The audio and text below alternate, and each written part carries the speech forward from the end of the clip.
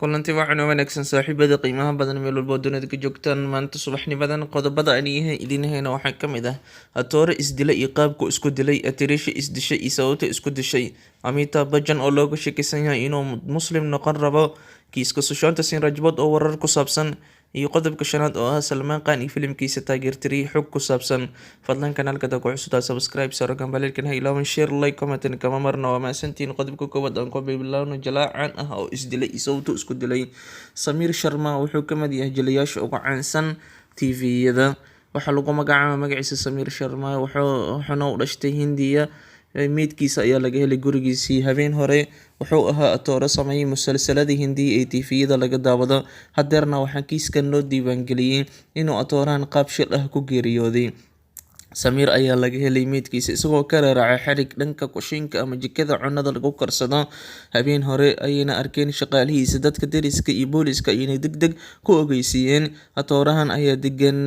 deganaa deegaanka Malad ee dhanka galbeed ee dalka Hindiya booliska Malad waxay diiwaan galiyeen inuu qaab shil ah ku geeriyooday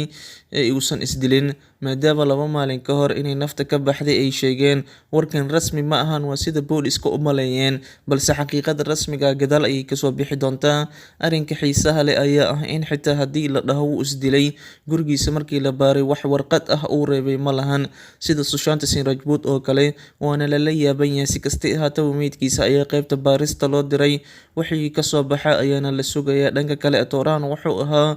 ama ka mid ahaa atooreyaasha ugu caansan dhanka TV-yada musalsalkiisa ugu caansan waa Ye Rishte Hain Rahe Pyar Ke oo uu ku jilay door aaba ah taxaniyaashiisa kale waxaa ka mid ah ay kasoo muuqday sida Kahani Gargarki iyo Jayoti iyo kuwo kaloo badan da'diisa waxay 44 jir ayuu ahaa nolosha iyo shaqadiisa rajo weyn ayuu ka lahaa sida ay sheegeen dadkii isaga ka agdhawaa waxay warar ka soo kordhay kiiska atoorahan indhaha ayaa lagu wada hayaa laakiin 2 qodob ayaa hadeer soo baxday oo kiiskiisa ku saabsan qodobka koowaad wuxuu yahay saaxiibkiisa oo misna jila ah ayaa saxaafadda la hadlay misna ka warbixiyay Samir Sharma dabeecadiisa iyo waxyaabo uu ku haminayay wuxuu yiri isagoo hadlaya Samir aqoon fiican ayaan u lahaa markii u dambeysay aan wada hadalnay waxay ahayd 22 July wuxuu ahaa qof iska faraxsan kamana muuqan wax murugo gaar ah isaga ima sheegin dhibkiisa gaarka balse wuxuu ahaa qof mar walba ka soo horjeeda talaabada isdilka ah waxaan xasuustaa ayuu yiri wiilkan isagoo hadlaya sidii uu ugu xumaa isdilkii Sushant Singh Rajput dad badan ayuu kula taliyay inaysan isdilin marka macquul ma ahan Samir Sharma inuu isdilay arrin kale ayaa jirta in la baaran oo baahan ayuu yiri Samir Sharma saaxiibkiisa isagoo saxaafadda la hadlay qodobka labaad wuxuu yahay dad gaar ah oo kiiska Sushant Singh Rajput in badan ka doodayeen muddadii 2 bilood u dambeysay ayaa aaminsan in Sushant dartiisii loo dilay wiilkani Samir Sharma loogu magacaabo sababtoo hore waxay u aaminsanayeen in Sushant la dilay marka waxay leeyihiin Samir Sharma wuxuu wax badan ka ogaa kiiska Sushant Singh Rajput sida awgeed isagana waa la dilay maadaama isaga uu ahaa qof ka soo horjeeda isdilka sidoo kale tan si adag ayuu uga hadlay kiiska Sushant Singh Rajput marka waxaa la leeyahay Samir Sharma oo ah atoore TV-da ka shaqeeya waa la dilay waxaana loo dilay Sushant Singh Rajput dartiisii maadaama uu cadeymo badan iyo waxyaabo badan uu ogaa oo kiiska Sushant Singh Rajput ku saabsan qodobka labaad atirisha caan ah ayaa isdishay iyadana haweeney lagu magacaabo Anuba Batra oo ah atirisha Hindi ah misana atirisha caan ayaa isdishay naftan isdhaafisay balse inta aysan isdilin ka hor muuqaal 10 daqiiqo soconaya ay iska soo duubtay sababta isku dishayna ayaana ah sabab la yaab leh oo la yaabi doonto waxaa la sheegay in laga cunay lacago ay dhigatay shirkad maalgelisa badeecooyin waxayna ugu talagashay inay lacagteeda maalgashato sida awgeeda lacagtaas oo ay ku sheegtay 10,000 rupees waxayna u dhigantaa lacagtaasi dollar ahaan $133 waa $133 caadi ah $133,000 oo dollar ma ahan waa 10 rupees oo lacaga Hindiga ah dollar ahaanna u dhiganta $133 darteed ayay isku dishay waana atirisho weyn oo muddo badan shaqeynaysay atirishadan ayaa sameyn jirtay filimada lagu daawado luqadda Bhojpuriga la dhahaa sidoo kale musalsaladana way kasoo muuqan jirtay waxay sheegtay in khiyaanada wax walba uga daran tahay sida muuqaalka ay ku sheegtay meydkeeda ayaana laga helay gurigeeda dhexdiisa 2 bishan Agoosto markay ku beegneed taariikhda marka daawada macquul ma tahay in qof isku dilo $133 oo wax cajiib ah dad badan ayaana arrinkan la yaaban laakiin iyada qaabkay lacagta looga qayana ay si weyn uga hadashay ugana murugootay. Si kastay ahaataba ma ahan lacag u qalanta in nafta la isku dhaafiyo, tiyo ay jirta in lacag walba nafta la iskala siisan karin. Marka waa arrin la yaab leh. Qodobka saddexaad wuxuu yahay Amitabh Bachchan oo looga shakisan yahay inuu goordhow Muslim noqon rabo markii la fiiriyay arrimahan soo socdo. Mega star Amitabh Bachchan ayaa ku socda weerar aan caadi ahayn dhanka baraha bulshada, waana la yaab in Mr. Bachchan oo ah ninkii lagu aftirsanayay hadeer isagii xitaa lagu kaco. Tani waxay caddeyn u tahay in shacabka Hindiya ay yihiin kuwa xoolaha aan waxba dhaamin. Dhaqan ahaan iyo caqli ahaan waa dad xumaan raadis ah, wax aan micno lahayn dadka caanka xanaf uga dhigaan. Big B maalintuu isbitaalka kasoo baxay ayaa weerar lagu qaaday. Wixii ka horeeyay waxaa lagu haystay sababta uu u garab istaagi waayay kiiska Sushant Singh Rajput, isagoo ah qofka ugu miisaanka culus fanka Hindiya. Haddaba markuu isbitaalka kasoo baxay kana caafimaaday caabuqii coronavirus-ka hayay, waxaa la dhahay waxaad xayeysiinaysaa isbitaalka aad kasoo baxday. Mr. Bachchan ayaa aad u ammaanay adeega hufan ee halkaasi uu ka helay iyo dhaqaatiirtii caafimaadkiisa ku dadaadeen. Qoraallo badan ayuuna ku ammaanay. Haddaba waxaa labadii maalmood u dambeysay la dhahay, adiga qof caan ah ayaa tahay, si fiican ayaa lagu soo dhaweynaa, balse shacabka caadiga ah sidaas caafimaadkooda looguma dadaalo. Intaas looguma ekeenin ee waxaa la dhahay jooji suuqgeynta isbitaalka aad u sameyneyso. Sheekada intaas kuma eka. Maanta ama shalay gelinkii dambe ilaa maanta waxaa lagu qabsaday sababta uu shalay ama darad ugu dabaaldegi waayay dhalashada sanam ee Hinduuga caabudan ee loogu magacaabo Ram, kaasoo sidaan ognahay Mr. Bachchan diin laaba waaye, diin gaar ah ma haysto sida uu u tilmaamay isaga hadda ka hor. Inkastoo diinta Hinduuga uu ku dhaqmo, maadaama qoyskiisa inta badan diinta Hinduuga ay ku dhaqmaan. Haddaba shacabka qaar ayaa dhaheen adiga waxaad xustaa oo u dabaaldegtaa maalmaha gaarka ee muslimiinta sida bisha Ramadaan iyo maalmaha ciidahooda balse maxaa diiday inaad xusto maalmaha gaarka ah ee Hinduuga sida Darad oo maalin weyn ku ahayd dadka Hinduuga maadaama dhalashada Ram ay ahayd. Ramna waxaan idiin sheegin inuu yahay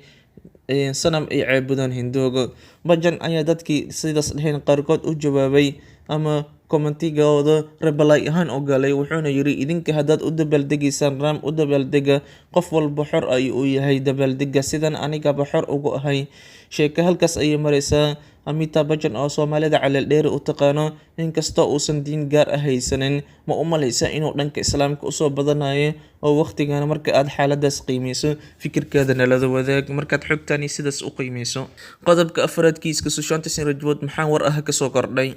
Kiiska ayaa dardar ku socda. CBI ayaana baaritaan weyn wado. 10 su'aalood ayaa CBI hortaalo oo ka jawaabis laga rabo inay kaga jawaabaan sidii kiiskan u baari lahaayeen. Dhanka kale Raya Jakarbat ilaa hadda waa la la'yahay muddo 3 maalmood ilaa iyo 4 maalmood. Miriqdeeda iyo meeshay ka baxday lama ogo. Dhanka kale booliska waxay ka dalbadeen ama CBI-da hadeer waxay rabaan inay Raya Jakarbat wareysi la yeeshtaan, su'aalo badanna weydiiyaan. Sidoo kaleetana CBI waxay diiwaangeliyeen 4 qof oo looga shakisan yahay inay kiiskan ku lug lahaayeen. 4taas qof magacooda weli lama soo gudbinin, laakiin waa la sugayaa in goordhow shacabka iyo saxaafadda loo soo gudbiyo. CBI-da dadaalkooda aad iyo aad ayuu u sareeyaa. Sushant Singh Rajputna waxay u badantahay hadeer in la dilay sababtoo ah kiiskii isdilka ah ee booliska Mumbai ay diiwaangeliyeen been ayuu noqday. Booliska Mumbai lacag ayay qaateen. Marka wixii war kasoo kordho oo muhiim ah waa idiin soo gudbin doonaa, laakiin hadeer waxaa socoto hawsha baarista oo si weyn u socoto. Maalmaha soo socdana cadeymo culus inay soo baxaan ayay u badan tahay. Raya Jakarbatna waxaa laga rabaa